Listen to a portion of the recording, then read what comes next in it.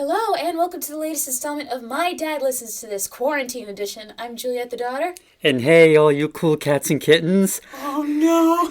I'm Kevin the dad, and yes, been watching Tiger King. That show's bad shit. Alright, but... And just by saying that, I've already dated this episode. Yeah, you have. Well, I've said Quarantine Edition, so that's dated it further. But before we go on any further, we want to address something.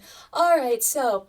Our last episode, the Squeeze episode, we know it has a lot of audio problems. But don't worry, I worked on fixing it. I deleted some old files off of my computer.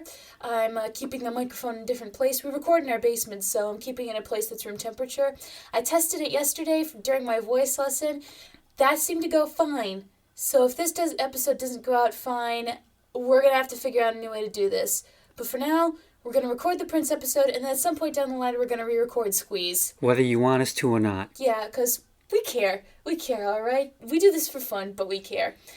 Anyway, I just gave it away, but Dad, who are we talking about today? Well, you picked the album, so... Yeah.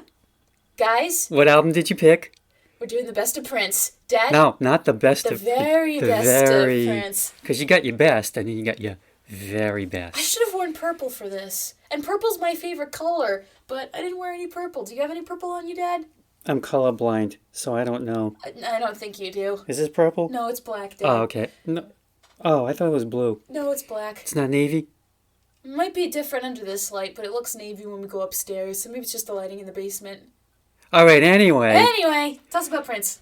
Okay, man, where to begin? The man's biography alone could be a podcast.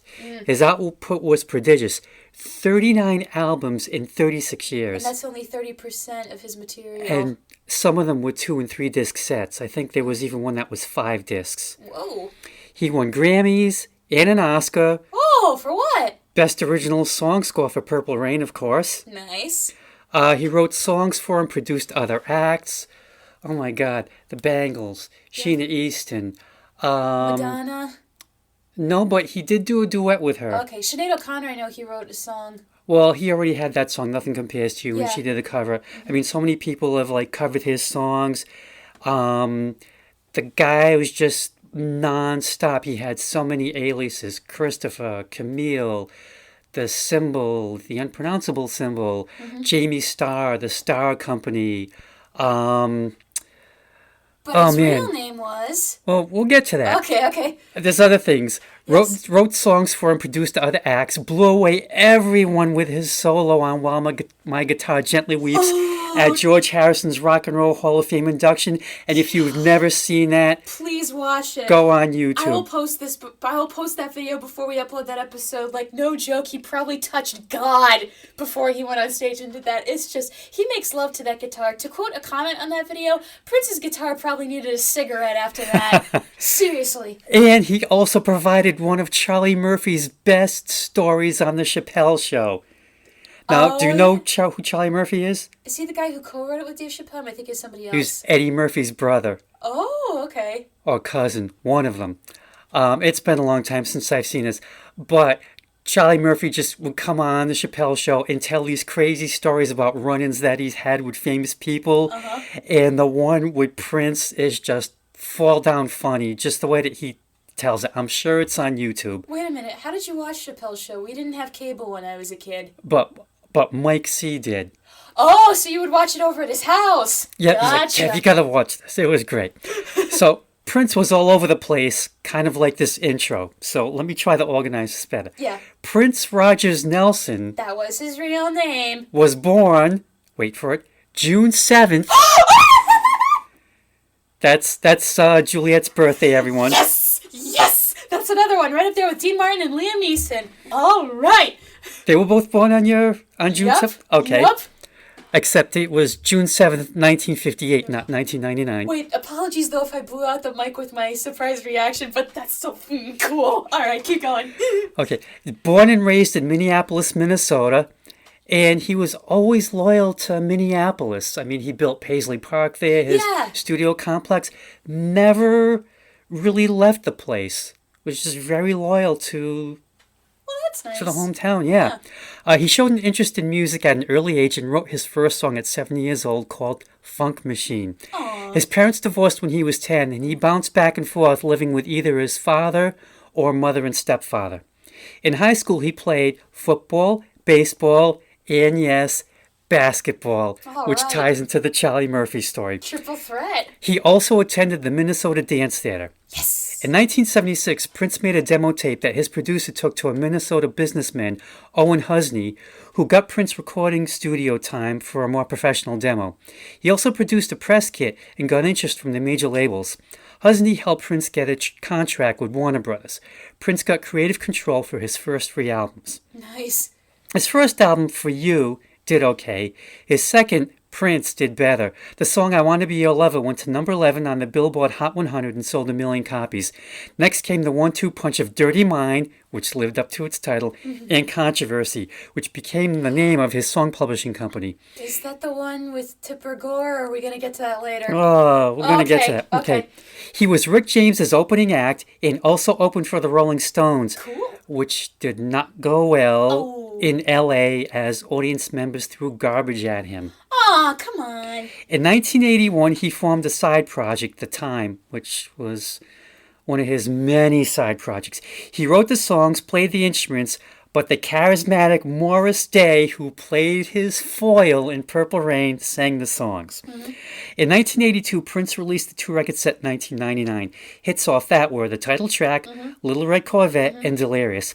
1999 sold 3 million copies, and yes, when the year 1999 came along, the song was Yeah. re-released. It was also the year you were born. Hello. He also had his first and I think greatest band, The Revolution. Then Prince decides, hey, I want to make a movie, which he did. He told his agent, let's get this done. So Purple Rain and Prince dominated 1984, which was also the year Bruce Springsteen came up with Born in the USA. Cyndi Lauper had She's So Unusual. It was just That's a good great year. It was an awesome year for music. Did you see Purple Rain when it came out in the movie theater? At least 3 times. Really? Yes. It's that good? It's on Netflix. Really? It is. Oh, I okay. want to watch it at some point now. Okay, like I said, Purple Rain and Prince dominated 1984, though big ups to Morris Day for stealing every scene he was in. He was hilarious. Did he win anything? He should have. Aw. I mean, he wasn't on the screen that long, but he could have gotten the Best Supporting Actor nomination at least. The man was gold.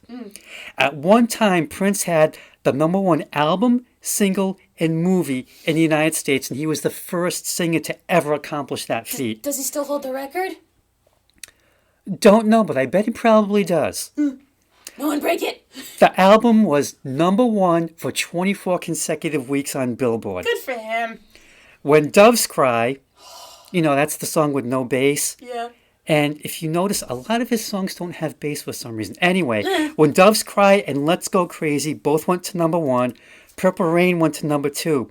The song, Darling Nikki, while not a hit, was overheard by Tipper Gore Damn you, Tipper Gore. as one of her kids was listening to it. Okay, hold up. We gotta blame the kid really quick. Why would you listen to that sort of song when you know your mom is in the vicinity? Wouldn't you, wait until you were sure they were downstairs or somewhere else where they couldn't hear you? Well, maybe this was the first time that she put on the album and had no idea what was coming. Oh, okay. Plus, the kids think of things like that. No, the kids. Well, some kids are smarter and they're like, yeah, I'm gonna wait until my Okay, parents so are gone. anyway, Tipper Gore heard the song, overheard it as one of her kids was listening to it.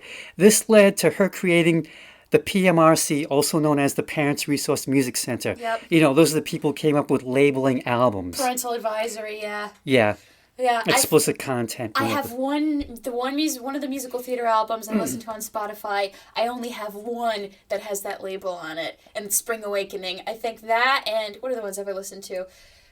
American Idiot, I think, also has another one, but not many musicals have that label. But when they do, they mean it. Okay, his next album was not the Purple Rain sequel we all expected. Oh.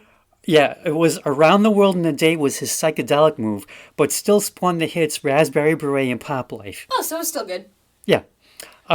Next came Parade, the soundtrack to Under the Cherry Moon, which won Prince a few Razzies. Oh. But this album contains what I think is his greatest song, Kiss. Oh, we'll talk about that. Yes, I'm sure we will. Alright. Next up came Sign of the Times, another double album set which sold 3 million copies.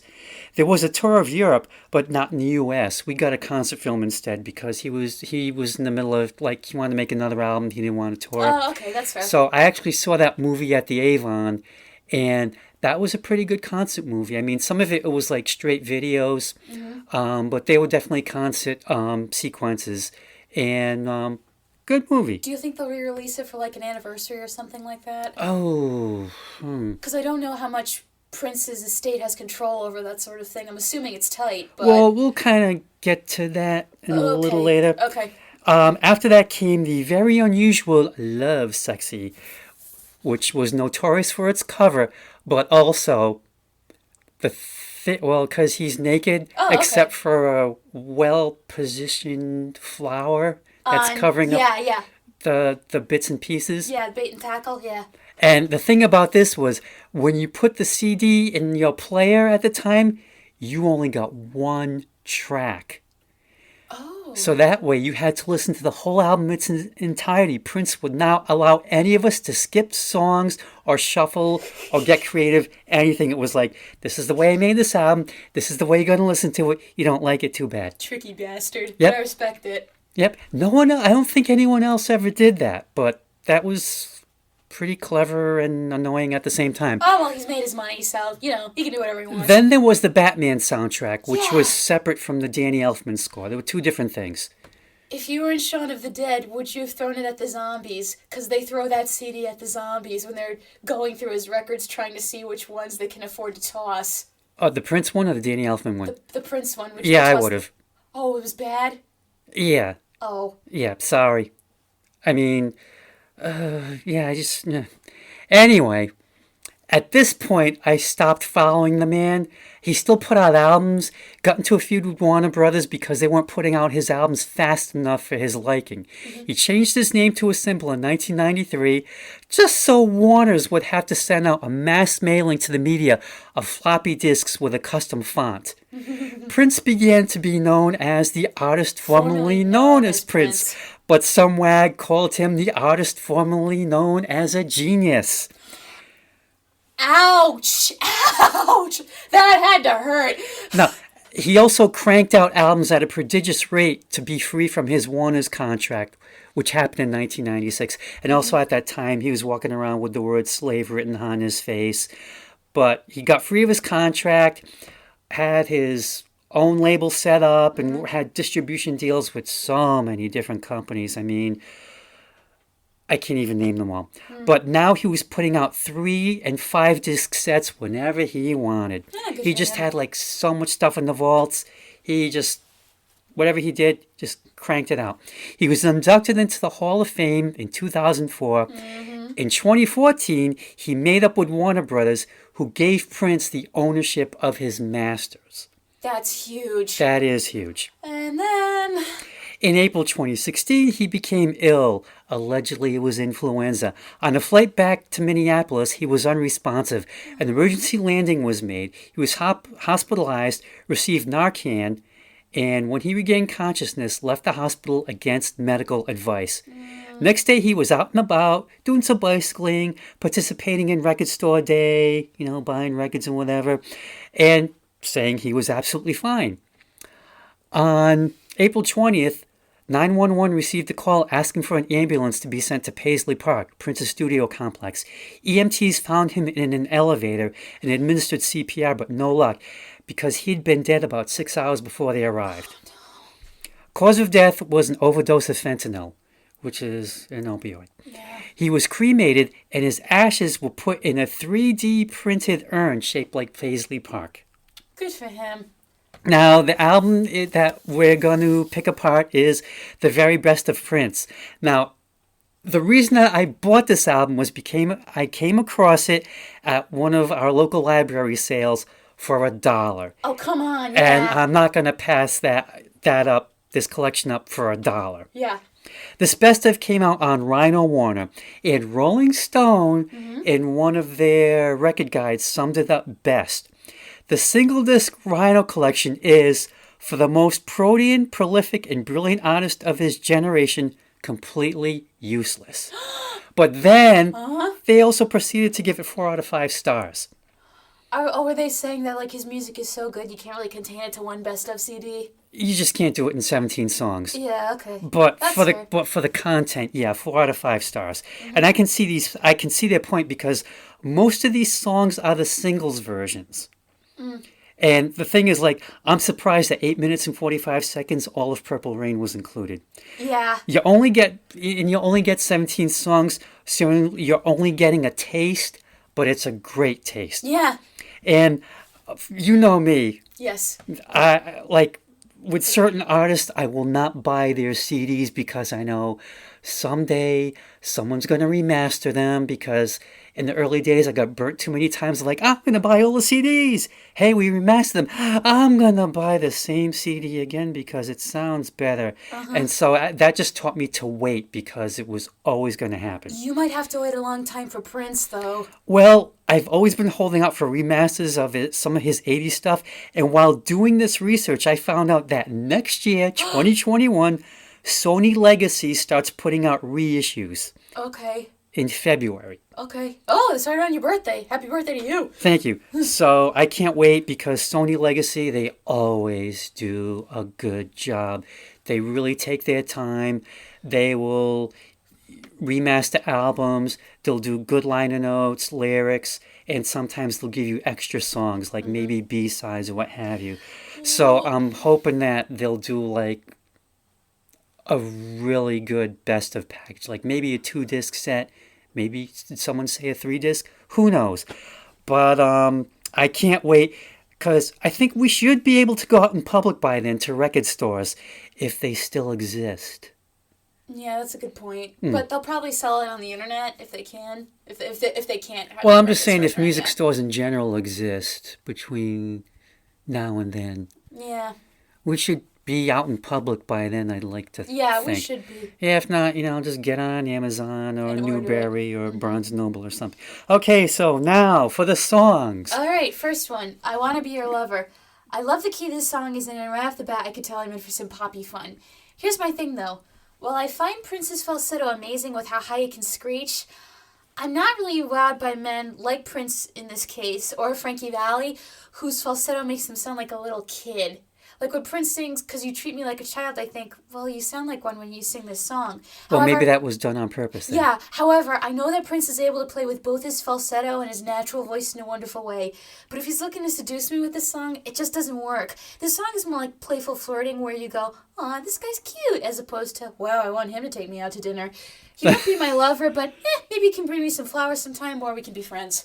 Okay, so what I'm going to do is I'm going to point out what albums these songs come from. Okay. So this one came from his second album, Prince, and I always thought it was okay, but it really doesn't give us a hint of what's to come. But I got to say, for his falsetto, excuse me, I think he has one of the great ones. I mean, it doesn't crack. He can really maintain it through the whole song. And there's always, in soul music, for some reason, there's always been this tradition of where you've had a lead singer sing falsetto. I mean, to me, the ultimate would be Smokey? I was gonna say the guy from the Stylistics. I want to say his name is Russell Tompkins. I hope I got that right. I'm sorry if I didn't. He just had this really nice falsetto, and he would sing like these manly love ballads, and he just had this great voice. And I think also, not so much a falsetto, but I mean, Prince, to me, he gets a lot of his screams from Little Richard I can see that, and the look. James Brown as well. And sometimes I think like his look especially in the 80s, especially around when he did Kiss, it's almost like a combination of James Brown meets Little Richard. I can see that. All right, next song, 1999. I am of the opinion that this song should have been the first one to kick off the Best Of album because that loud crash says, "Buckle up, we are going on this ride." I can only imagine how many people played this song for their New Year's Eve parties before the clock struck midnight and it was 2000 and suddenly none of the computers exploded like everyone thought they would. I enjoyed Prince's singing voice a lot more this time because he knows when to show off his range. My one question, though, is, were all those those other voices, were those backup singers singing with him, or was that his voice with a few distortions for the lower notes? I think he might have had some backup because Okay, because I've seen the music video where he has two women lip syncing in the background, so they could be backup singers, if not dancers. This was also the first album where the Revolution played on it. They didn't play on every single song. Mm-hmm. I'm not sure if they played on this one, but he might have had some. He might have had some background help. Okay. Go ahead. Anyway, this song is the best party song. The world might end soon, so let's party. This song is the antithesis of David Bowie's 5 years. Where in that song, there's only 5 years left and the planet goes nuts. Here's one thing I don't get. Prince sings The Sky Was All Purple, there were people running everywhere. Now, obviously, if I woke up and the sky was suddenly purple, I'd be worried too. But purple was Prince's favorite color, along with mine and also George Harrison's. So wouldn't he be happy the sky was his favorite color? Anyway, this is an awesome party song, and you'd have to be dead not to get up and dance to it or sing along to it. No, he wouldn't be happy because I think I wrote about this in Purple Rain. Mm-hmm. But I'll get to it then. I'll put it in here now then, and I'll just repeat it. The reason Sky Was All Purple, there were people running everywhere, is because he looks at it as a combination of the sky is blue, but blood is red, and what do red and blue make? Purple. Okay. Right, yeah. All right. Okay. So poop is going down in this song. So, yeah, well, this is the second song. The reason I Want to Be Your Lover is the first song is because it was his first hit. Yeah, okay. So anyway, so 1999, so we skip Dirty Mind and we skip Controversy. Both those albums, just critics raved about him like, wow, this guy's like really new wavy. He's got this thing going on and, oh my God, I can't believe the stuff he's singing about. Like Dirty Mind had song titles like Sister, which was about incest, and Head, which was, well we know what that's about. Yeah. And then Controversy was just controversial. Mm-hmm. So, for him to get like a massive hit like 1999, it was kind of a surprise. It was like, oh yeah, I've always heard of that guy, and wow, this is what he really sounds like? Okay, this is a single edit, so at the beginning you miss out on the disembodied voice saying, don't worry, I won't hurt you, I only want you to have some fun. Aw, that's nice. And the ending nails it home with a little voice asking, Mommy, why does everybody have a bomb? Oh no. So yep, the world ends in 2000, so boom. Well, let's party like it's 1999. So do you think, like, before it was 1900, people back then said, let's party like it's 1899? Probably not. No. That keyboard riff is unforgettable. Mm-hmm. Yeah. It is. It is. Yeah. Okay, next song. Little Red Corvette. Prince is really turning up the heat on this one. When he says a body like yours ought to be in jail, I can picture him crawling on all fours towards this woman ready to pounce. I also like when he says her car was parked sideways. You instantly know that this means this girl is ready to get up and bail. She could have parked on the driveway, which would, require backing out and then, getting it straight. But no, she's parking on the curb, so she's gonna get out of there. All right, because, he wants this girl to settle down and realize that, oh yeah, this is my man. And when he sees all the other jockeys, I love how Prince briefly wonders if he's just as cheap as these men are. Because I think that would be a realistic thought going through some guy's mind if you saw that this woman was dating some trashy guys, and all of a sudden she turns around and wants to take you home. Yeah, that would kind of kick off an existential crisis. And the best verse easily is, girl, you got an ass like I never seen, and the ride is so smooth you might be a limousine. Something tells me no one can pull off this line like Prince can in the song. I could see Tom Haverford trying to use this line and failing miserably. However, this song is nowhere near as hot as the next one that's coming up. Okay, let's remain calm here. Yeah. Okay, yeah, Little Red Corvette, he's referring to the woman in the song because she moves much too fast. Like I got Little that. Red Corvette. Yeah. Okay. Yeah. Anyway, he looks at her as like, yeah, this one night stand, but he wants it to be more like, yeah, you really should slow down because, come on, I'm Prince. Come on. Yeah, come on. I got that impression. I'm not the Jack. I'm not the Duke. I am Prince. Mm-hmm. Okay, I'm not the King. I'm still Prince. Yeah. Anyway, yeah, that heavy breathing spoken part in the middle. Mm-hmm. Back when radio could get away with playing such things. Now you have to play the radio edit. Beep. Yeah. But I think though that they can still play that because it was probably before the PMRC and all that Yeah, stuff. I don't know what Maybe the policy it might have is. been grandfathered in anyway. And again, this is a song with no bass, but I think our mind's ear supplies it for this song and for a lot of other songs. All right, next song, When Doves Cry. Short story to Wah. put in here, but one time I played this for somebody who I shall not name, but I was like, hey, I think this song is really sexy. And so I played it, and then Prince does the I can't do it, but you know it is. Yeah, the guy looked at me like I was nuts. Was this Dean? Yes, it was Dean. Oh, yes, I guess. All right, but in my defense, let me explain why this song is very sexy. Yeah, you should have seen his face. He looked at me like, what the fuck are you smoking? Yeah, I was like, oh, you have no taste. All right. She was smoking Prince. Hey, that doesn't sound too bad. All right, so why this song works. First of all, the guitar riff is so sexy and confirms my belief that Prince didn't really play the guitar. He made love to it. Then the drums come in, and there's just something about them that is so animalistic. Like, you can see these two people circling each other, ready to tear each other apart and go at it. This is one of the sexiest songs in the world, in my opinion, or at least one of the most underrated. It's just so primal, especially when it talks about animals strike curious poses and the sweat of your body covers me. But it also has some rather lovely imagery of an ocean of violets in bloom. And he calls her my darling, so the romance balances out the primal urges. Yet you can tell that this attraction makes him want to scream with frustration as much as it does with ecstasy, because his lady left him and he can't stand it. It's as tragic as doves crying. But he's not going to chase her because even doves have pride, which just, oof, yeah. He's not going to stoop to her level and be like a common pigeon. And I love the subtle things Prince adds, like the faint little moan when he sings Touch If You Will My Stomach. Excellent bedroom song for when things get really hot. Fight me, Dean. Oh, wait, you can't fight me anymore because we broke up. All right. Okay, calm down, you. Okay, obviously, this is from Purple Rain. Mm-hmm. This was the first single that was released and just rocketed to number one. Mm-hmm. And it was just so unusual because, again, no bass, but it was so stark. Mm-hmm. I mean, just listening to like how, through most of the song, it's just very bare. It's just a very bare bones arrangement. Yes. So this is a single version. Mm-hmm. So you are missing almost 2 minutes. So I've heard the. So you've heard the complete. Oh, okay. Yes.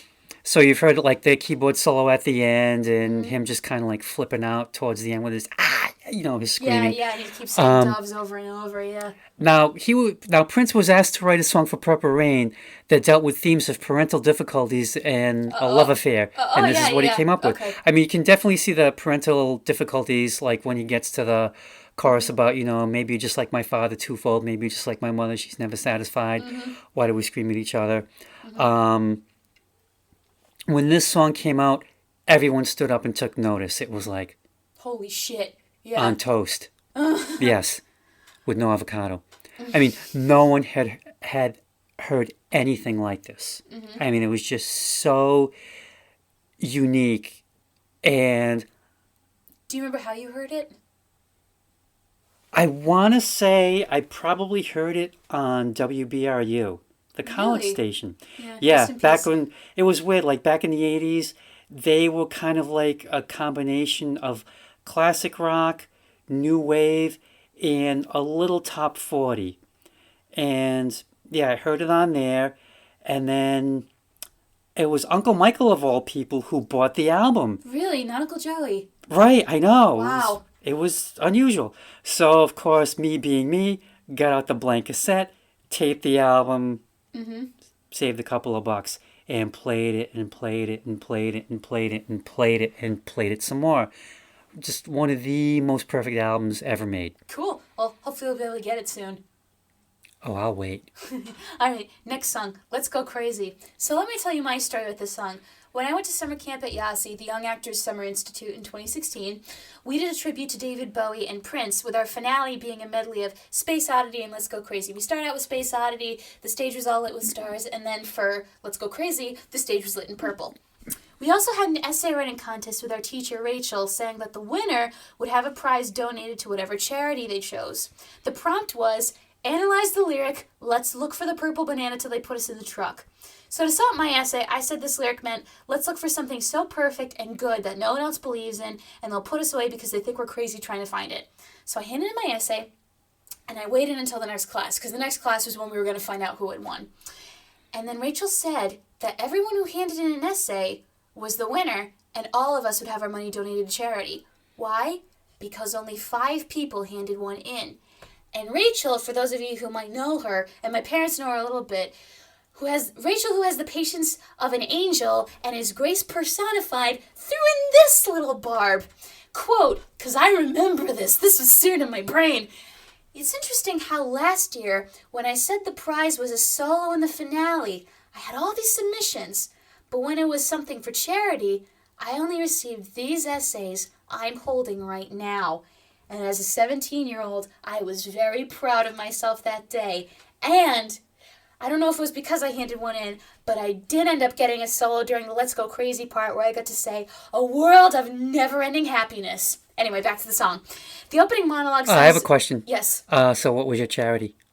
Broadway Kids Actors Equity Fights AIDS. Okay. Yeah. All right. So, the opening monologue sounds very much like a preacher delivering a sermon. And Ayasi, oh boy, we amped up the preacher part. It was fun. I also think people don't fully realize how fun of a song this is to dance to, because you really can go crazy with your body like the lyrics suggest. Go flat and let loose, which is what we did. We did like air guitar, and we just full on went out. We were exhausted by the time that dance was over. And another song in Prince's lexicon where, you know what, maybe we're gonna die, so let's go nuts and party. Only it's not an end of the world song, it's a mortality song where the moral is, don't let anyone get you down saying what you do need or don't need, like, doctor, everything will be alright. Cut loose and dance. Love this song? And yeah, Rachel, I still know all the words. Yep. And yes, this is the complete version because no way you can cut out that dearly beloved intro. No. Or the searing guitar solo at the end. No. Oh, I love that guitar solo. It's a great party song, even though Prince is dealing with some heavy topics in the verses. It's kind of like, Pills and thrills and daffodils will kill. Get your life together on earth first because there's something, something coming after when you die. And, if you get your shit together now, you'll be all set for later. Whatever happens, yeah. And, okay, I've got an aside here. Yeah. Okay, when I saw Van Halen, this was the Sammy Hagar version, at the Providence Civic Center back in 1985, for the final number, Sammy said that they were going to do a cover. Okay. And he asked us, what do you want to hear? That's my bad Sammy imitation. You want to hear Prince?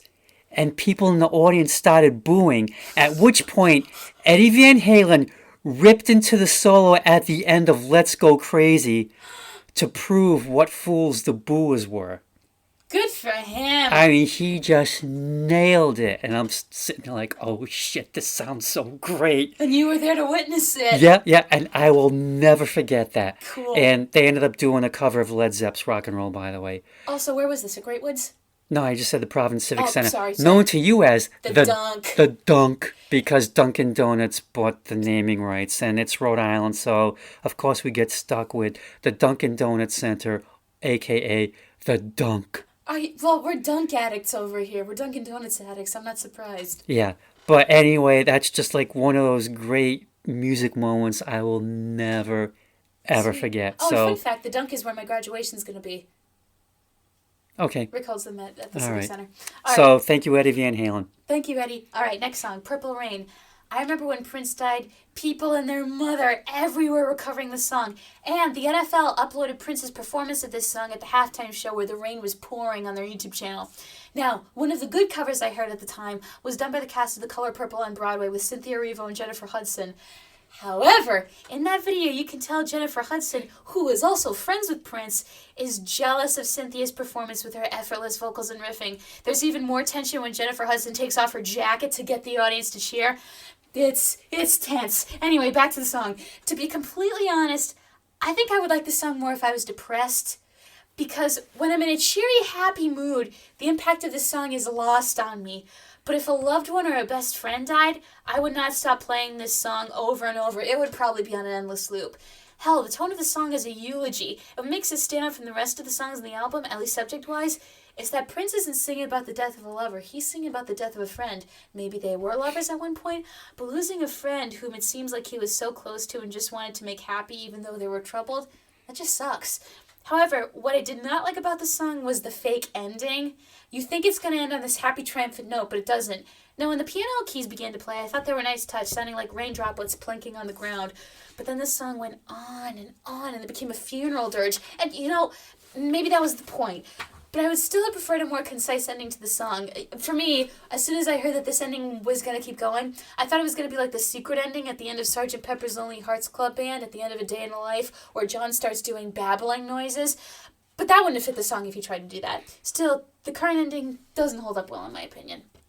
Okay. Maybe I also have to see it in the context of the movie, too. Okay. This is, like I said earlier, you get the whole song. And Prince explained the meaning of Purple Rain as follows. When there's blood in the sky, red and blue equals purple. Purple rain pertains to the end of the world and being with the one you love and letting your faith/God guide you through the purple rain. Aww. And pretty heavy for a power ballad. And plus you get the sing-along component of the chorus, which, I can imagine people with their lighters. Yeah. Anyway, this song was recorded live at the First Avenue Club in Minneapolis, which is predominant in the movie. That's why you hear the cheering. Yeah, and that's why it just kind of goes on and on and on. Overdubs were added later, like the strings that come in towards the very end. There were a number of... actually, there were like 3 songs in a row. There was I Will Die For You, Baby I'm a Star, and then Purple Rain were all recorded live at the First Avenue Club in Minneapolis. Now, do you remember when you saw him do this at the Super Bowl? I do. When Yeah. it just started raining. Like, okay, this works. But I also remember thinking, man, I hope he doesn't get electrocuted. Well, I saw the stage in the YouTube clip about how it was like, the symbol. And I was thinking, glossy black on the floor. It's going to start raining. Oh, no, I hope he doesn't slip and fall. But somebody probably would have caught him and then tried to tear his clothes off or something. Because fans are nuts. Well, I think at that point, if they had caught him, they probably would have pushed him back on stage. Yeah. I think it would have been polite. But yeah, this is... It's his magnum opus. Yeah. Yeah. Great song. Okay, next song. I Would Die For You. One thing I've always found unique about Prince is his use of numbers and his use of singular letters. Some people are bothered by it, but I'm not, even though... Oh, it drives me knocking futs. Okay, well, when I first encountered it as a kid, I said to you, because, when we got the sheet music for Let's Go Crazy, it had the letters U, and I said that I gave you the sheet music, and I said, Dad, I think someone made a typo when they printed this, and he went, oh, no, that wasn't a typo, he did that intentionally, and I was like, oh, okay, well, I'm gonna go practice this in the basement. Anyway, I Would Die For You. I love this song so much. And the frantic energy to convey his message and the ethereal quality of the music to say that the character Prince is playing is something very different from what the person he's singing to is used to. And you believe him when he says he died for this woman. And his cockiness is justified because of how sincere he is and, it's Prince. Then when the woman starts singing with Prince, you realize she feels the same way about him as he does for her. And it's always wonderful in real life and in music to see those intense feelings along with such a serious premise being reciprocated. And then the way the song ends so abrupt and so jarring from the rest of the song makes me think, oh, they fulfilled their promise and really did die for one another. But I love this song so much, and I want a person like Prince's character in my life. Hell, I might die for them too if they cared about me so strongly. I think anyone would. Now, you had said a few seconds ago about the ending, how it just ends abruptly like the way it does. Yeah, I think they do. Well, on the album, it segues into the next song, Baby I'm a Star. Oh, okay. And it just works perfectly. But in this context, it means something different. Yeah, I suppose it does. Yeah. I kind of looked at it as like, Jesus complex much. I don't care. I don't care. He could be walking on the white robes and the smoke in here. But maybe it's I hate to use it's this. the doves. I hate to use this term because I loathe Depeche Mode. But maybe it's a personal Jesus kind of thing. I'm your Messiah and you're the reason why. Because it's just like this woman just inspires all this stuff within him. And Listen, I don't care. If it was him singing that to me, it'd be like, yo, hello. Yeah. I think most women would too. It's like, oh, hi. Yeah, but you would like to think you brought something to the table first instead of like having this person come up to you out of the blue and saying, I would die for you. I'm like, well, who maybe the hell are he you did and do what the hell are something, you? and that prompted it. Who the hell are you and what the hell do you want? I don't think he's like coming out of nowhere. I think maybe she did something remarkable for him, and he's saying this is like a gesture of gratitude. Because again, in the song, it seems like the feelings are mutual and they're reciprocated. Well, this is the love interest in the movie Apollonia. Yeah. Apollonia? You mean like the Godfather? Apollonia? Apollonia? Yeah. It's like Apollo, but it's got a Nia at the end. Apollonia, yeah, in The Godfather. That's the woman that Michael marries in Italy, and then she blows up in the car. Oh yeah. Yeah, remember Okay, I didn't her? realize what was her name. That's when they play that song "Speak Low," I think it's called. I don't know. Yeah. Anyway. Better for him than Diane Keaton. Fight Yeah, me on that. there used to be this side project he had, Vanity 6, and Vanity ended up doing a solo thing, so they got Apollonia, real name Patty Catero, to replace Vanity. And so she plays the love interest in Purple Rain, and then they do the I Would Die For You song. And so that's her singing. So they got the, I love you too. I die for you. No, I die for you. You go first. Hey, wait a minute. But wait, I have a question before we go on any further. Does Sheila E. come up on this album anywhere?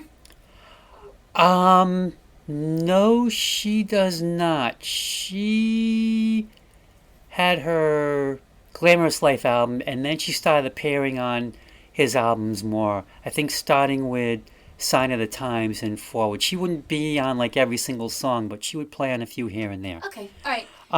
Yep.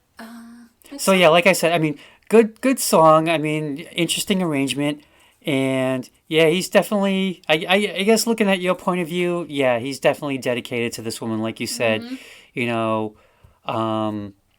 It completely justifies his bragging, I suppose. Yeah, it does. Yeah. Because he's sincere. All right, Raspberry Beret. My question, are berets cute? Like Depends who's wearing them, because in this song she wears that and raspberry not much else. That's why. All right, because they look good on some people. Because when it was warm, she wouldn't wear much more. Because they look good on some people if they have the right angles in their face, and really the only people I've seen wear berets or get away with them are the French, UN peacekeepers, or certain members of the military where they have the berets on their head. Yeah. Anyway, that would be the Green Berets. The Green Berets, yeah. I thought it was, but I didn't want to get it wrong and make an ass of myself. All right. Anyway, the song is cute and it tells a cute story, but part of me wonders if it's semi-autobiographical in any way, because Prince is very specific with working at the Five and Dime store, which, yes, I had to Google because, hey, I was born in 1999. His racist boss, Mr. McGee, and biking down Old Man Johnson's farm. Maybe it was semi-autobiographical, or maybe he was just looking for stuff that rhymed. Well, it's kind of like a first love kind of thing. Yeah. It's also weird to hear Prince singing about a color other than purple, but raspberry with its 5 syllables is a lot catchier to sing, so maybe that's why he picked the color raspberry, not the color purple. And I like how he said the first time is the most awkward, but he wouldn't change a single stroke. Nudge, nudge, wink, wink, say no more. Because it was finally, an accurate description. Because movies get it wrong all the time.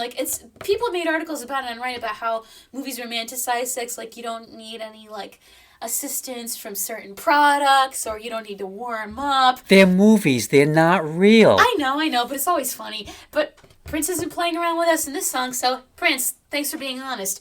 However, as much as I thought it was cute, it's not a song I'd put on my playlist. But if I heard it coming on the radio or an iPod, I wouldn't skip it or change the station. I'd listen and sing along. I just don't think it's the greatest song that he ever wrote. And to all y'all in the comments are going to come at me, I don't care. So here's my raspberry. Oh. This is our show. Okay. For the single of Raspberry Beret, if they still have 45s, there was an illustration of a woman who looked like she came right out of Yellow Submarine wearing the Raspberry Beret. Yeah, like I said, Raspberry Beret comes off of Around the World in a Day, which was his psychedelic album. And if you look at the cover, it's very, I think, Yellow Submarine / Sgt. Pepper influenced. I'm just trying to picture a Prince Yellow Submarine movie. That wouldn't work, but it's interesting to think about. Well, like I said, everyone was expecting Purple Rain Part 2, and this was 180 degrees from that. And it was just okay, this is what's going to separate the true fans from the fake ones, from the bandwagoners. Yeah. And back in my safety shop days in the 80s, the kid I worked with, David, he brought this in on cassette. Yes, it was the 80s, and played it a lot. Is this the same Grace Jones and David Bowie guy? Yes. Wait a minute, was he the one who I was able to get the ad from for Secret Garden when I was a kid? He was the son of the guy who owned it, or is that a different David? I don't know. Okay, never mind. I can't remember that far back. Yeah. Where was I going? Yeah, anyway, so he played it a lot, and pretty good album. I think he did a decent job. The album could have easily, and this song maybe could have easily come out in '67. And I always thought the lyrics about working for Mr. McGee are hilarious.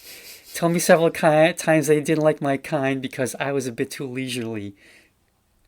It's interesting how people say that African Americans are lazy when it was pretty much their hard work that built up this country from the ground up. It's catchy. I never looked at it that way. Like all these years until you mentioned it that racist boss. Yeah. I kind of reminds me of when Marty McFly goes in Back to the Future and then he meets the guy who's going to become mayor of the town and he's sweeping the future mayor is sweeping the floor and Marty McFly says, "Hey, maybe you could run for mayor one day." And he goes, "Yeah, I'm going to run for mayor." And then the boss is like, "Yeah," he basically says, "A black guy running this town, give me a break, sweep the floor, kid." That's what it kind of reminded me of. Anyway, catchy song, love it. Memorably covered by the Hindu Love Gods, which was... I've never heard of them. Oh, they only did one album. Basically, it was R.E.M., but without Michael Stipe. It was Warren Zevon on vocals instead. That doesn't sound good. It doesn't, but... It works? It really works. Huh. And he gives it about... The way Warren Zevon sings it, it's Old Man Johnson's farm. No. It's almost like he's like dying while he's singing the song. But yeah, I liked it. It was just like so different, like I said, from what we were expecting, and I like that. He just gave us what we weren't expecting, and I think he captures the whole summer mood with the arrangement, and it's like a raspberry sorbet cleansing the palate. I'm surprised that Ben & Jerry's hasn't made a flavor of ice cream called Raspberry Beret yet. Maybe they'd get sued if they did. Oh my God.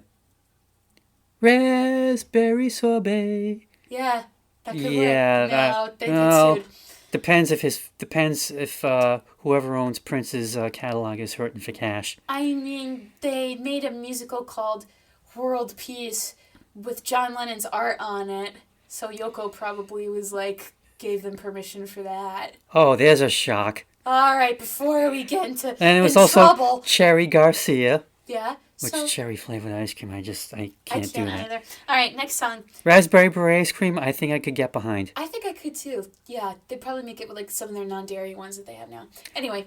Okay, you're here for the music, not for the food. Yeah, Kiss. This is where we're gonna diverge. Okay. No. This Diverge is away. probably one of my least favorite songs on the album so far. My dad just clunked his head on the desk. Hear my perspective on why. Ow. Because oh no. Because again, I don't like it when Prince stays in his falsetto throughout the whole song. I want to hear the range. I want to hear the diversity in his sound. He sounds like a baby when he screams, and it doesn't sound ripe with passion. It sounds like a baby or a child crying. And also, the little pecks he gives to the microphone make him sound even more like a kid. Like, I don't think that's the Kiss most women wanted from Prince at the time, although I'm sure just a mere brush of the arm would have him pass out. And then there's that weird scraping noise, which I think is someone blowing a gust of air on the microphone, which I know you shouldn't do. Like, you can hear it all throughout the song. It sounds like this weird scraping. Oh, is that? I don't think so. You have to hear it. It feels like Prince is trying and failing to make an ASMR video. The song wasn't... A what? ASMR, basically, it's something that helps people relax. I listen to them on occasion where it's just basically... People make sounds, like, really close to a microphone. Like, I'm not going to do it because it might get some of our viewers to click off, but it's like some certain people have a response to when people whisper to the microphone really close or make certain noises like tapping the microphone or tapping noises around it because it stimulates something in your brain to get you to relax, and it only works in a couple of people. Like, I don't have it, but it's a popular trend on YouTube right now. Anyway, this song wasn't cutesy for me. It was more, I felt uncomfortable and it felt kind of icky, but hey, we've got the rest of the album to go, so on to the next ones. Oh my god. Okay. Okay, this is okay. First Kiss. This is from the album Parade, which was the soundtrack to the movie Under the Cherry Moon, which won some Razzies. So I think the best line is "Women, not girls, rule my world." It's like boys grown up. Yep. And again, no bass. And believe it or not, Warner's did not want to release this as a single. but they did, and it went to number one. This is my favorite song by him, and I think it's his best song.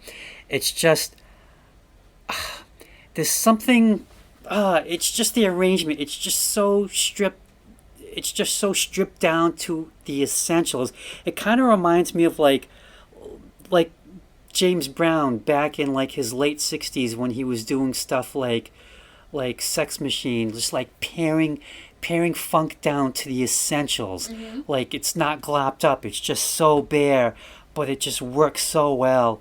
And I gotta say, it took me years to figure out that sound Was kissing? was kissing. You did not know that? I did not know that. Dad, everyone can pick up on that. Except for me. And you know where I learned that from? The Tom Jones cover, I think. Maybe? I don't know. That could work, I think. I could see that work. For some reason, when I heard his, I'm like, where's that noise? And I realized, oh, that's what that makes sense. What And did you think it was before? I have no idea. I thought it was like some sort of keyboard effect or something. That probably is. And great video too, if you ever get a chance, because I don't know if you know Wendy and Lisa. They were in the Revolution, and they was kind of like had their. Are they the two white girls? Or Yes. Yeah, I've seen them in 1999. Yeah. Okay. Wendy's reaction at 1:15 into the video is hilarious. Okay. I don't want to ruin it for you. You have to watch it. Like Prince is doing his thing, and she's playing the guitar. She's sitting on a stool playing the guitar, and she just has this reaction that is hysterical. Okay. And yeah, I just think it's his greatest song. All right. Well, we can agree to Because disagree. it's just, I mean, it just has these great lines. I mean, some of them, I mean, like, at your age, not your shoe size, we could do the town. You don't have to watch Dynasty to have an attitude. Yeah, and the yeah, that Dynasty song reference. kind of ages it a little bit, Yeah, it but does. damn it, it's such a great line. And, you know, you don't have to be too flirty, mama. I know how to undress me. And like I said, even the Tom Jones version, that's such a great version too. I'd be interested to hear that, actually. Oh yeah. Yeah. All right, next song. Sign of the Times. Yeah. I googled what year this song was written, and the search results said 1987. So this song was written at the end of Reagan's second term, which explains a lot of the references that Prince is making in the song. Because, like, I heard the big disease with a little name, and I was like, oh, that's got to be a reference to AIDS. And I also thought that because Prince says the guy's girlfriend also got it from a needle, aka intravenous drug use. Then Prince mentions a spaceship exploding, which I assumed is a reference to the Challenger, which, fun fact, Big Bird was supposed to be on, and they were going to televise him in space. So if he'd been on there, kids across America would have seen Big Bird explode into yellow feathers. Feathers everywhere. Yeah. But anyway, moving past that. I did not know that. Yeah, I found that out yesterday in an article. So Carol Spiney would have blown up in space. Anyway, I like what this song is trying to say. With all that's going on at home, why are we still trying to do big things while people are suffering? Why aren't we taking care of them first? And Prince says, you know, if everything is going south quickly, you know what, screw it. Let's just get married and have a kid named Nate if it's a boy, which I don't believe for one second that Prince would name his kid Nate. However, I don't think Prince's music is the best way to call attention to these causes and issues. He was very effective tackling the music industry, but I don't think the song is the right tone. It's almost too, I don't want to say sobering, but I don't know if that's the right word. Good try, Prince, but not the best activist song out there.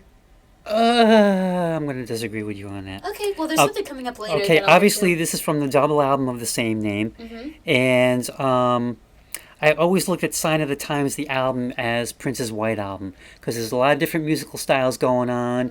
And it's just so sprawling. And it's one of those two record sets I can easily get lost in. Okay. And this is a single edit, so you're missing about over a minute of music at the end. And again, like Kiss and like When Doves Cry, this arrangement is bare bones. And I love it when he does that because he just takes like only a couple of instruments and he just creates these fascinating soundscapes. And they just draw you in. And I think just the starkness of the arrangement works really well with the content of the song. Like you said, I can see that. he's addressing AIDS, poverty, drug abuse, gang violence, natural disasters, the Challenger explosion. It's not a fun song, No. but it's a great one. And the thing about Sign of the Times, the album, is this is the song that leads off the album, And then the next song on it is a complete 180 from this, and it's called "Play in the Sunshine." And it's That like, does sound like the opposite just from the title alone. yeah. But I think he does a great job with this as like a protest song, as a social song, because like I said, for me the arrangement, the starkness of it just draws me in, and I think it forces the listener to pay attention to what he's saying. Oh, that's interesting. And That's always a discussion that for me comes up. It's like when a person is making protest art, at one point does it start to diverge from the cause and become about the artist going, hey, look at me, I'm using a cause to promote myself. I'm like, the cause is second to my stardom and my fame. That's an interesting point. Maybe I should have used this in my nonviolent protest class, because we talked about protest songs. yeah, this is a really good one. Yeah, because I think when everyone hears protest songs or social songs, they think of, War Pigs. okay, yeah, I was gonna say, or just some folky with a guitar. Yeah, my suggestion was What the World Needs Now is Love, Sweet Love, but people had like a lot of good ones. Like they had, we had This Is America by Donald Glover, aka Childish Gambino. Then there was a couple of ones by like some like British punk bands who I can't remember the name of, and one person even put 9 to 5 by Dolly Parton on there. Interesting. Well, that one I could see for like certain causes. Yeah. But I think this is kind of like his, hey people, wake up.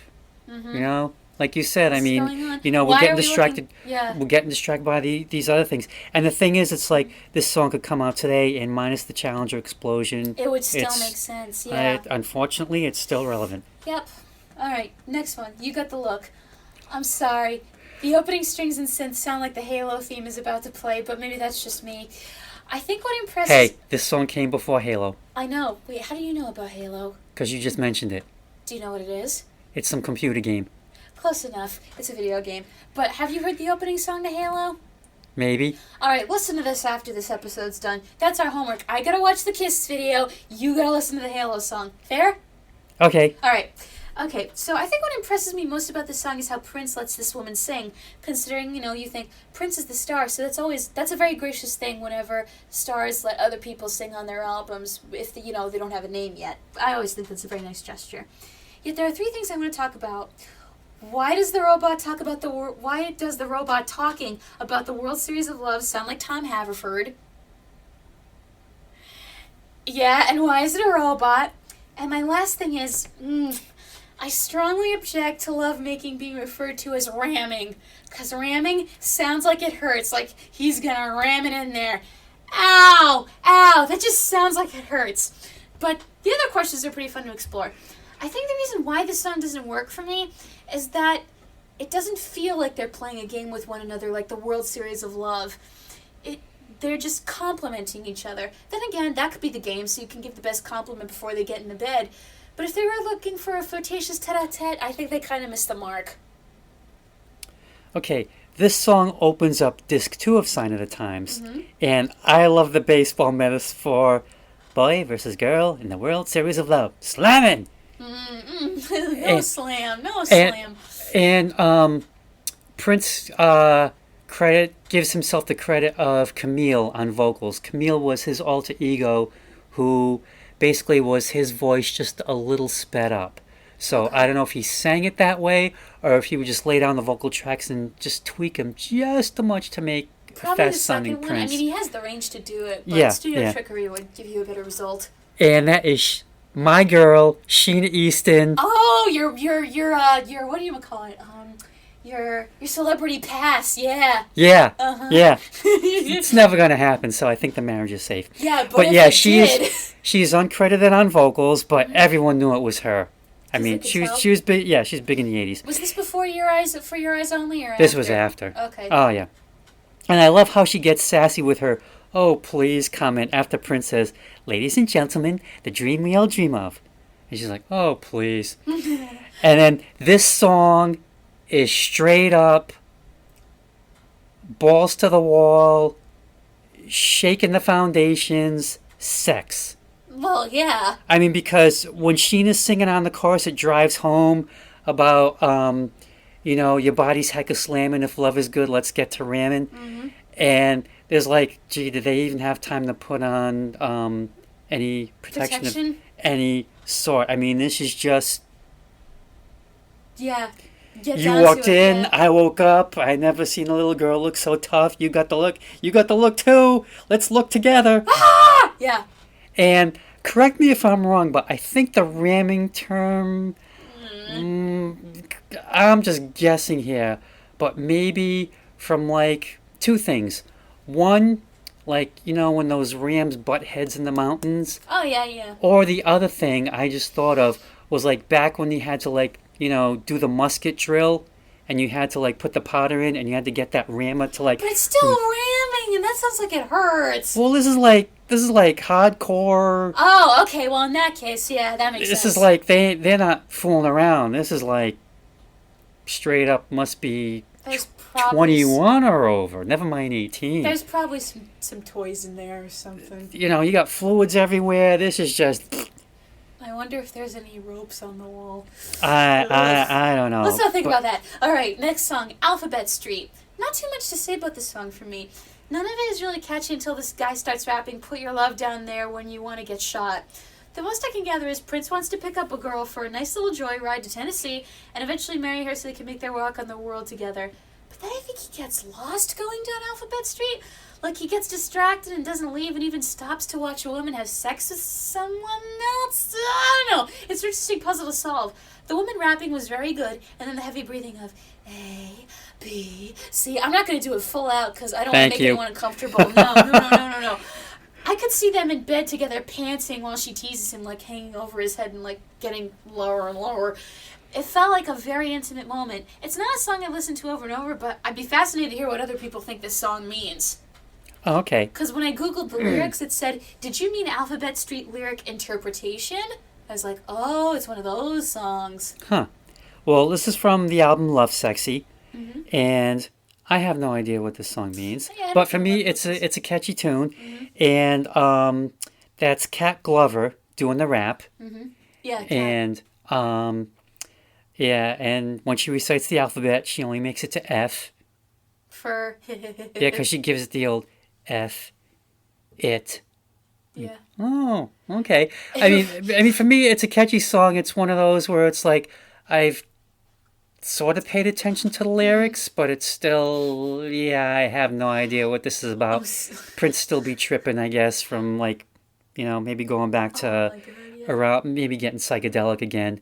I'm sorry, but what you said about the letter F, it reminded me of something. In the book series You, the stalker serial killer works at a bookstore, and when he meets his love interest, she goes to the bookstore is alphabetized, so she goes to the aisle F through K. It's like alphabetized by author, but on the page it says F-K. Mm-hmm. We know what she meant. Anyway. Giggity giggity. Giggity goo. Okay. All right. Next! Thieves in the Temple. This song is better than the previous ones, in my opinion. There's not really a building of tension until the end, but you do get a feeling that the thieves are slowly but surely coming. And then you realize they're not coming for Prince's partner. They're coming for him. She cheated on him willy-nilly, and he's hurt, especially since the person used to be his best friend. And when a friend hurts you like that, yeah, it sucks. And what makes it painful is Prince screaming, "Lie!" over and over. The best final touch at the end is the shattering of the glass when you realize the thieves have made their way through and they're going to wreak havoc. I don't know if Prince is screaming from betrayal or the thieves killing him, but man, poor guy. Well, I kind of looked at it as like a, I guess like in a literal sense, I looked at it as like a Indiana Jones kind of temple thinking that thing. in my head, like Temple of Doom. Or you could also do it like a temple, like a place of worship, like the thieves are maybe, I don't know. I don't want to say Satanists, but it just fell out of my mouth. People who violate. Yeah, that could be. Yeah, infidels, okay. Yeah. This is from the Graffiti Bridge soundtrack, which was supposed to be some sort of sequel of Purple Rain. Didn't see the movie. This also featured, the Graffiti Bridge soundtrack also features the great song Round and Round with Tevin Campbell on vocals, which you've heard this song 87 million times when they play the 90s stuff at work. Trust me, you've heard it. Okay. This is an okay song. It really doesn't do a lot for me, But like I said, that's kind of the thing I get of like, not metaphorical thieves, but actual thieves who are, you know, maybe desecrating whatever temple it is Prince worships at. Hmm. I could be totally wrong. Okay. And it wouldn't be the first time. But that's rock and roll, baby. Yeah. Next song. Get Off. Get with 2 T's. Because first, off has 2 F's. Yeah. My first note, holy shit, that scream. I hope he didn't hurt himself, but boy did he sustain that pitch. I like the story of this song. Girl wants to get really down and dirty, and she meets a guy who not only matches her, but surpasses her. And once again, Prince's cockiness works really well here. Like, I don't have ribs, but it's yes! Yeah, I love that. yes, but that doesn't matter because I'm going to unzip your dress and we're going to go at it. And when he says he's a freak, when I say he's a freak, I mean it. Because he wants to take her bent over a parking meter, which I'm sure if you got discovered, you could get arrested for that. And he's even into her weird fantasy with the tongue in the mirror. I think we know what the tongue means, not the mirror, but I don't want to go there because, it's a family show. Yeah, I love the grit of the music and the other singers, and the flute gives it a little bit of class, like, you wanted to have sex with Prince? Well, here he is, bask in his glory. I think I'm liking the song more and more as I write about it, and more as I think about it, because I didn't know what to make about it at first, but I realized it's slowly growing on me. And we'll see what happens when I listen to it more and more. Yeah, one question remains, why the 2 T's? And you just answered that because off is 2 F's.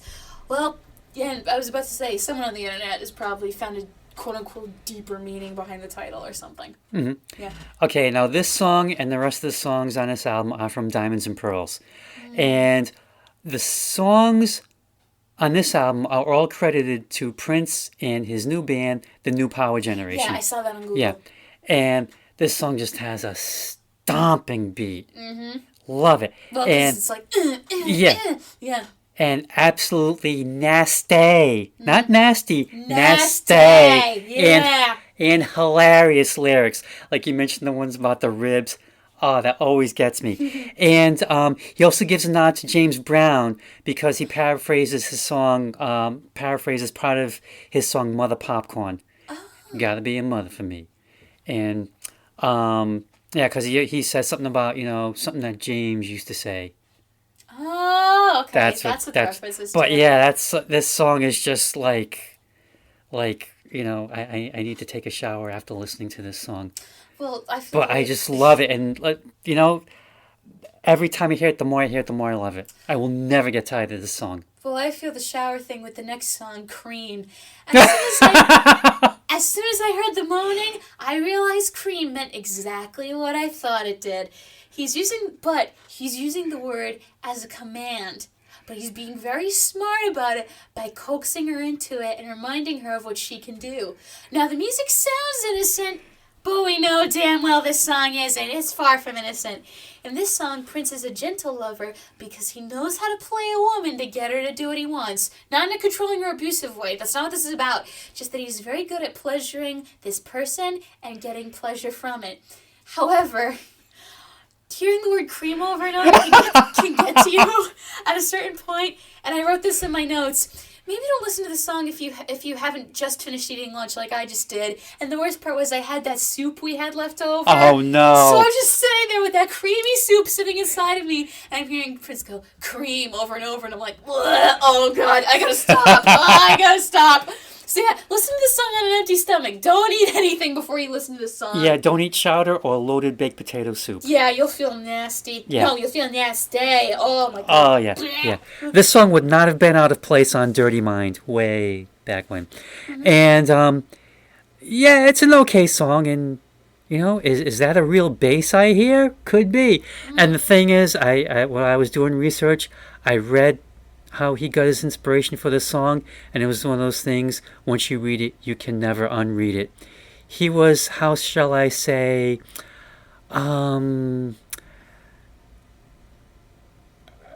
getting in touch with himself. Uh-huh. Yeah, which makes perfect sense with for this. Men. Yes. Anyway, we know what that means. Anyway, moving on. Yeah, Diamonds and Pearls, the title track from the album. I love this song so much. Really? Yes. But as soon as I heard the resonant,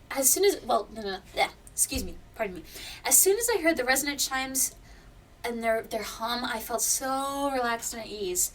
And I realized this song and its tone reminded me of something. Jareth's song to Sarah from Labyrinth, the love song, As the World Falls Down. Now, these are on like two opposite ends of the spectrum here. With Jareth's song, played by David Bowie, basically he says he'll give her all the material things, I'll spin you mornings of gold, I'll spin you Valentine evenings, give her all the material things she wants, make her happy, and be there for her as the world falls down till the end of time. With Prince, he can't afford to give the material things, all he gives is his love, and hopes it's enough. And it sounds like the woman he's duetting with feels the same way about him.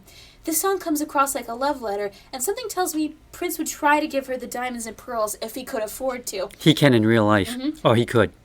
And personally, I think he wouldn't look so bad in them himself. Oh. To quote a video I watched, Adults React to Prince, Prince is the only guy who could wear heels and you'd go, that dude's manly. I love this song. Yeah, I was reading something about how could someone look masculine, feminine, and something else at the same time and still he's gonna get the girl. Well, someone also commented on YouTube that Prince is the only guy who could wear your wife's high heels and also walk away in them with your wife. Yeah. Yeah. But not anymore. No. Anyway, I kind of had a different reaction to this song. Where for me, it's like, it's okay. To me, it's kind of pedestrian for his royal badness. And yes, he was known by that also. Hey, maybe he just wants a break. And okay? for me, this it's is like kind he's of resting. He's resting. He's had a long night with the next couple of songs. He needs to nap and have a break. Okay. I cannot imagine the man ever having a nap.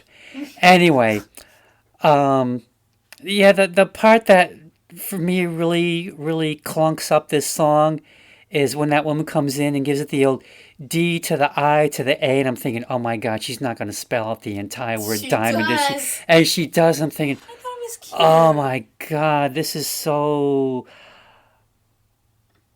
not rap worthy. I don't think she was rapping it. I think she was just... D to the I to the A. Okay, she's kind of singing it. Speak singing She's it. doing Yeah. a Rex Harrison. Yeah, that was one thing. Like Prince and rap really didn't mix that well. Like he had this guy Tony M do rapping on his songs, who was kind of like Get Off? Could be who was kind of like an awkward rapper in the first place, and he just. I don't know, maybe he thought he'd try it out, but yeah, him and Prince and rap just never went that well together for some reason. I don't know. But anyway, I just, D to the I to the A to the so on and so on. No, thanks. No, I'm checked out. Well, I'll keep this song for myself. And see, this is also the period where like I started realizing, okay, I think I can stop listening to the man. I mean, I'd still keep an eye out to maybe this is going to be the next great album. Maybe this is going to be the next great song. And then when he left Warner's and was putting out these behemoth albums, I thought, no, I just can't sit through all this stuff. I think Uncle Joey tried. I think he might have gotten Crystal Ball, which was like a 3-disc set, but it was just like... Which one was Musicology? Was that the 5-disc one? Oh, maybe that was the one. Maybe Crystal Ball was the 5-disc. I don't know, but he was just putting out these like behemoth sets of his music, which is fine. I mean, he finally got to do what he wanted, but I don't know if it was just too much for people to wade through. Nah, maybe. All right. Final song, Money Don't Matter, Tonight. 2, the number, not spelled out. I didn't expect the album to kind of end on a sobering note. Well, maybe not sobering. I should say it ended with a song that clearly has a moral Prince wants to impart on us. At first you think it's about a broke guy who can't provide for his woman. Then you think it's about people who threw themselves at Prince just because they wanted his money. And then he talks about the evils greed has wrought upon our world. He's trying to say that there are some nights when money doesn't matter. And as much as it makes the world go round, and we're stuck in a world that keeps telling us to buy, it's important to take care of yourself first. Which is always a good reminder, especially when you live in a society that tries to say that a person's own self-worth is tied to their socioeconomic status. Yeah. It's a better activist song, in my opinion, than Sign of the Times, but I'm sure people would say the reverse. But I think if I heard this one on the radio, I'd pause and I'd stop and listen. Because it's a good reminder to hear, because everyone has felt like... I saw a comic about this recently where this woman's pointing at a garbage man to her son and saying, if you don't study, you'll end up like him. And then there's this woman standing next to her daughter. She points at the other woman who said the statement, and she goes... If you study, one day you will learn that your worth is not tied to your socioeconomic status, and this is a form of class antagonism. So if you do study, you will learn how to treat better. treat people better. Uh-huh. Yeah. Plus, those garbage men make a lot of money. They do. Yeah. Yeah.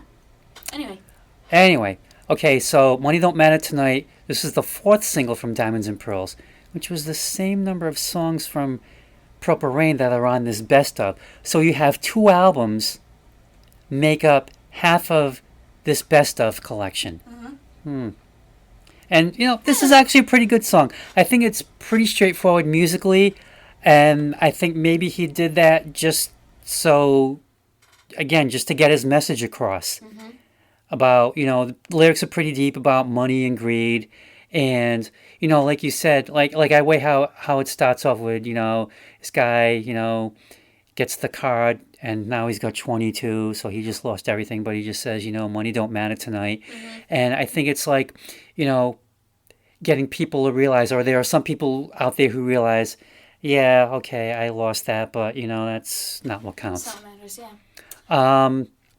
And, okay, when you say activist song, like, what do you mean by activist? Do you mean like social commentary, or like when I hear activism, it's like, okay, this song is going to make you get up and do something. Like, this is going to make you get out and protest, or is it more like social commentary? It's a bit of both. For me, I classify it as songs that are social commentary and songs that people play or sing when they go to protests. It's kind of like a mixture. Like, there's varying stages. Well, I think the difference between this one and Sign of the Times, which I kind of think it should have been Signs of the Times, because in that song he's covering a multitude of issues, where this one he's specifically focusing on money and the effects that it can have on people. Capitalism? Maybe that's too far of a stretch. I don't think it is. All right. Oh, so like I said at the beginning, I got this for $1, and it was totally worth it. But the man deserves to be better represented on a best of. I mean, the most recent best of that came out was called Prince Forever, which has 40 songs. It's a 2-disc set. But even then, they're still missing stuff, and you get edits. Oh. And, well, I guess that's the price you pay. If you want 40 songs by the man, you're going to get edits. And Warner Brothers didn't even bother remastering any of these songs. Oh, thanks. Because I went on Amazon, and there were so many 1-star reviews, not for the content, but just for Warner's could have been bothered. Because I think they knew, I think maybe they knew that, yeah, we're going to lose the catalog. So I'm hoping that Sony Legacy treats him better next year, which, They probably will. given their track record, they will. I think they would put out a decent best of collection, hopefully chronologically. If they need any help, give me a call. And, I'm just looking forward to those studio albums being reissued, just an improvement in song quality, maybe lyrics, maybe, background on how this album was made, maybe 1 or 2 extra songs. You don't know, but knowing Sony Legacy, they'll do a great job. I will be there in line for 1999, Purple Rain, and Sign of the Times for starters. Nice. All right, here's my final thoughts. Overall, Prince is an amazing artist who had a lot to say and was going to fight the censors like hell to get his message across.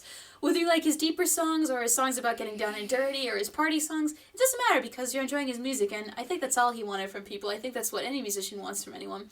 Now, I heard this one woman say that he is like if Michael Jackson and David Bowie had a baby, but he's his own thing. You know what I mean? He's his own thing. And I love listening to his stuff, and if I have a party, hell yeah, I'm putting his songs in the playlist. I hope you're at rest, man, and thanks for the music. But, you do see him every once in a while on Big Mouth, the ghost of Prince. Yes. Hanging out with the ghost of Duke Ellington. I sashayed like a Nancy boy to make the lady shriek. That's what he says. That's what he says. True, that worked. He's so cute on that, too. And if you notice, his ghost tail is in the shape of his symbol. Yeah. Yeah. Yep. Which I love. What was I going to say about this album? Yeah, overall, it's a pretty decent intro, but you definitely want to dive into the albums. And like I said, the ones I recommend are 1999, Purple Rain, and Sign of the Times.